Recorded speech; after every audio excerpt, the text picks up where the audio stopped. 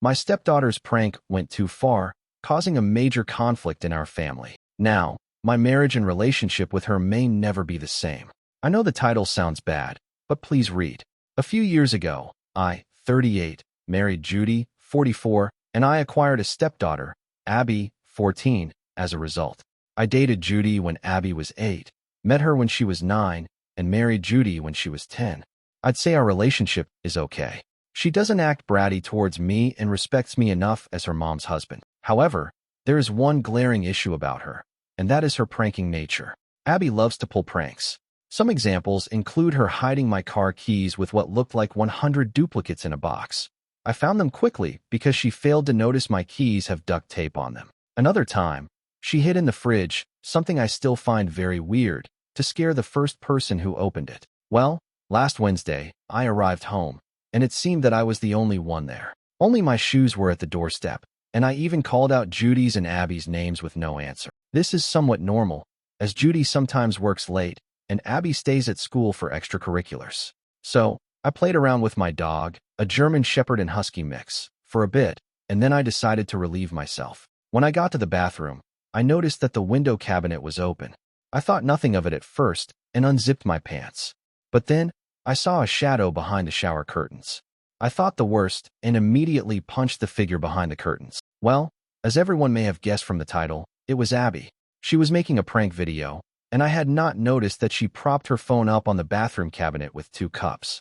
I'm not going to lie, I did not hold back. I punched her as hard as I could. Her nose looked broken, and when I realized it, I flipped out, and so did she. After maybe 5 minutes of freaking out, I drove her to urgent care and informed Judy of the situation. Her nose was indeed broken and would need about 6 to 12 weeks of recovery. Abby won't talk to me. As for Judy, she thinks that my action may have been justified but also thinks I should have approached with more caution, which she has refused to elaborate on. 12 days later, well, this blew up big time. Let's address a few things. Abby's pranking nature isn't just situated on me. She has pulled pranks on her friends, the neighbors, and at school.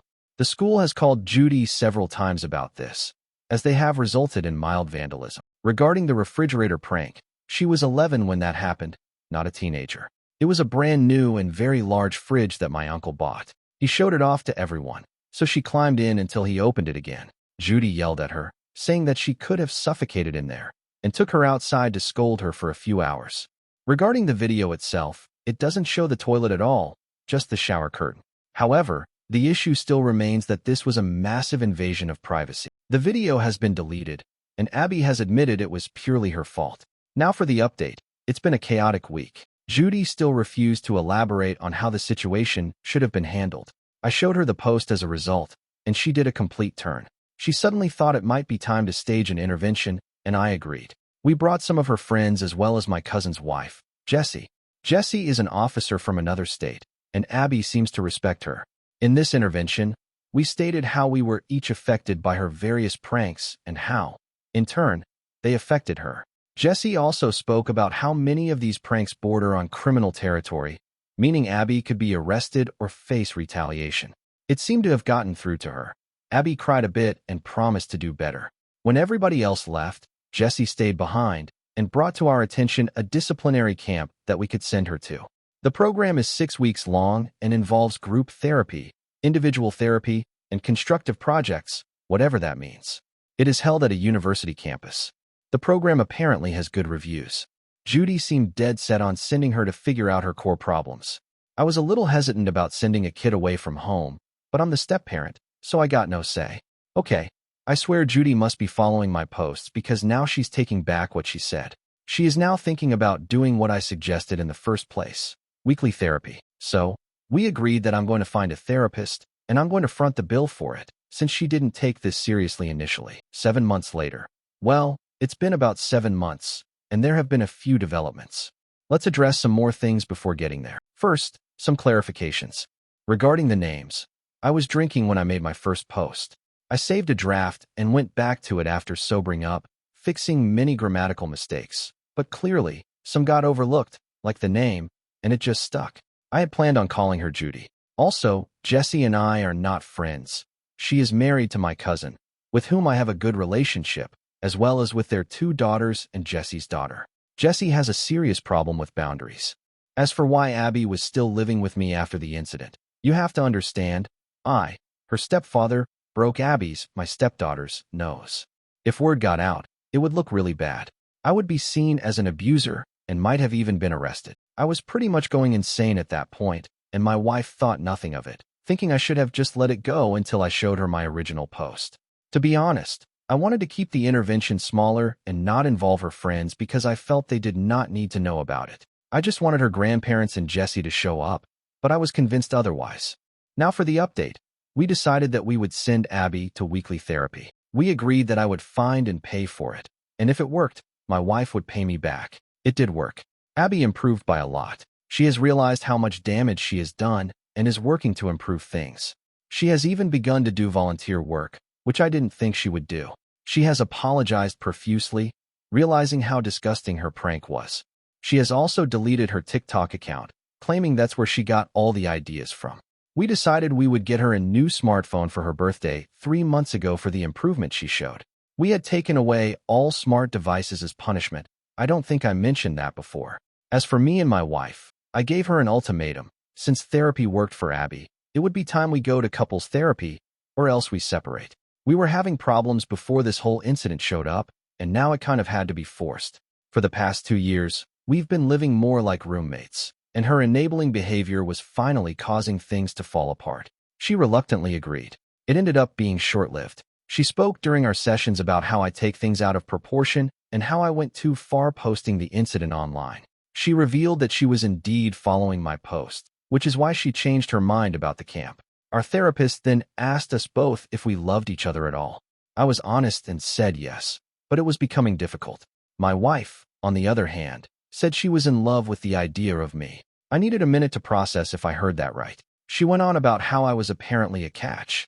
I was younger than her, had a stable job, owned a house, and she thought my loyalty was a bonus. I don't know why, but I asked her if she cheated on me. She said no, but it didn't matter. She just revealed that she settled for me. I filed for divorce 2 months ago. We had a prenup, so things are going smoothly, other than her erroneously claiming some jewelry is hers. But my lawyer seems to think that it should be finalized within 1 to 2 months. So, my ex has moved out along with Abby. My dog misses them. She just sits by the door waiting for hours for them to come back. My ex is not happy about how things have progressed. She has been calling me a spineless bastard who couldn't just tolerate how things are, and has been saying this to everyone who will listen. But behind closed doors, she's been blaming Abby for the divorce, claiming it was her behavior that caused it. I know this because she has called and texted me semi-regularly. Abby is living with her grandparents because apparently her mother can't deal with her right now. I actually liked my in-laws. They were real good people, and they apologized for their daughter's actions and even offered to reimburse me for Abby's therapy sessions. They told me that they were going to take care of Abby because it seems her mother has finally lost it. I spoke with Abby and assured her that this wasn't her fault. Chances are, we were going to divorce regardless. She then told me that she didn't want me to leave and that I was the closest thing to a father she ever had. This surprised me. I never really saw myself as a parental figure for Abby. I only really did the minimal. Outside of that, I just paid for school events, supplies, and would carve out some time for her, but I did leave it up to her if she wanted to spend time with me. I told her that maybe when she turns 18, we can pick up where we left off, but until then, I don't think we can see each other. Her mother would definitely try to keep her away from me. And to be honest, I need some time away from Abby as well. Things are so quiet at home that it's relaxing. So there you go. I don't even care if my ex finds this post. My friend is broke. He hasn't worked in over a year. He's running out of savings and has even had to ask his parents to support him. I asked him many times why he doesn't try to get a job that's not in his field. He's got a computer science degree, but has never worked in the field a single day in his life since graduating. He's turned down lots of jobs for reasons like they don't pay him enough, or they won't give him a higher-up position right off the bat, etc. I'm well aware he's deluded in that sense, but he has many other good qualities, and that's why I love the guy. So, since graduating, the only job he's done is share marketing, something like online investing in Forex.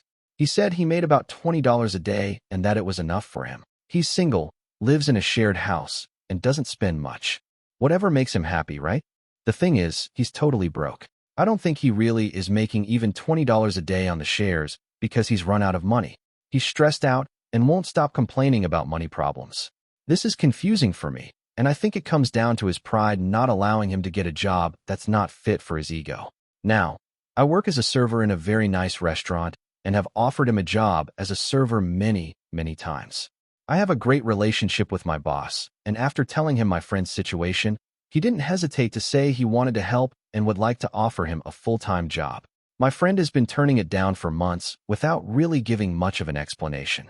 Today, he called me, saying his parents have cut him off and asked to borrow money from me. I said that as a personal rule, I do not lend money to anyone, but that he was welcome to start working tomorrow with me. He again turned down the offer. I got a bit frustrated because I'm offering him a solution to his money problem, but he won't accept it. So, we got into a bit of banter, and he finally confessed. He thinks being a server is low and doesn't get you people's respect. I told him respect is earned by getting off your ass and doing whatever you have to make ends meet. I asked him if he thinks I'm low, and he backpedaled, saying he didn't mean I, in particular, was low, but the job itself was. He then straight out told me nobody can respect me working as a waiter in my 30s. Wow. To be honest, I'm pretty upset he thinks I am low for working as a server. I got a degree too, but I couldn't find a job in my field, so I had to take the first job I could. I'm not some prissy prick thinking I'm too good to serve others. I take pride in being a waiter and doing a great job. I'm so hurt by his comments. Why is he my friend if he thinks I'm low? I didn't want to say something nasty or get into an argument with him, so I only told him he was being very offensive, and I felt like he needed time to think about what he said to me. He replied, saying there was nothing to think about, then gave me a list of low jobs like street sweeper, cleaner, etc., and said it's a fact those are low, not respected jobs. I asked him to apologize before this snowballed into a full-blown argument, and he said he stood by what he said. I don't want to overreact, but I don't know if we can keep being friends after this. I really don't know what to do. I don't want to badmouth him, but he should examine his life and learn empathy. I'm a very easygoing and forgiving person, but what he said hurt me and was idiotic. The man who refuses to work is calling me low. I don't know what to do. The next day, I wanted to update on the situation with my friend. Basically, he's very broke, and his parents have cut him off. I've been offering him a job in the restaurant I work in for months, and he always turned it down. His situation got so bad, he came to me yesterday, asking to borrow money. I don't lend money to anyone as a rule, but I told him there would always be a plate of food for him in my house, and he was welcome to accept the job offer and start working with me the very next day. Well, long story short, we had a bit of an argument, if you can call it that, and he finally confessed he thinks being a server is low and won't earn him people's respect. In an interesting turn of events, he called me today and said he'd thought it through and had decided he's willing to accept the job, only with one condition, as if he was the one doing me the favor, that he's to be made manager right off the bat. He also said that he should move in with me so that I can drive him to work because the bus from his house to my workplace takes 35 minutes, and that's over an hour of commuting a day. He then suggested I move my youngest daughter into my elder daughter's room so that there's an empty bedroom for him in my house. So he obviously had given this some thought. I was dumbfounded. The sense of entitlement and the level of pride you gotta have to make those demands is astonishing. I know he's never had a proper job, but he's not stupid. He has to know you can't be made manager if you don't even know the names of the dishes or how to serve a coffee. It's all about his pride. He's got an ego bigger than I thought. He can't be humble enough to accept a waiter job and work things out from there. He needs to be made manager so that it won't hurt his pride as much. To be honest, I was so out of words. I said I didn't want to talk and hung up. I can't explain how off-putting that conversation was. I feel repelled by him. I feel disgusted, as if something has changed inside me. I can't have a person like him in my life. What makes a person refuse all help just out of sheer pride? My wife says I've been patient and kind enough to him throughout the years, and I should let him figure things out on his own. He really is broke. Before his parents cut him off, they were covering his rent and bills, and he survived on the $20 a day he claimed to be making investing in Forex. I know he barely eats and can't even afford a new pair of shoes and some other stuff. I know he's got no money, but then why won't he accept the job? He's not shy, has no mental health issues, and has no problem dealing with people. He's refused many other jobs in the past, even jobs related to his computer science degree. He's got the wrong idea that he should be given higher-up positions right from the start because he's him and that's what he deserves. That's the reason he hasn't worked a single day since graduating, like a decade ago. Anyway, I've gone to do some deep thinking and reevaluate this friendship because I don't like the person he's becoming. His dad is a bus driver, and his mother is a retired teacher. They are lovely, humble, down-to-earth people. I think they've done the right thing cutting him off. I know they're both struggling financially, so it's not fair for their son to leech off them. His mother even had to go back to work doing some tutoring to make some extra money to be able to support my friend. I'd be so ashamed if I made my 70-year-old mother go back to work just so I could be sitting at home dreaming of landing the perfect job while actively dying to get one. Anyway, I'm rambling, sorry. I'm just so mad. My wife says it's time to cut the cord and distance ourselves from him. I think she might be right.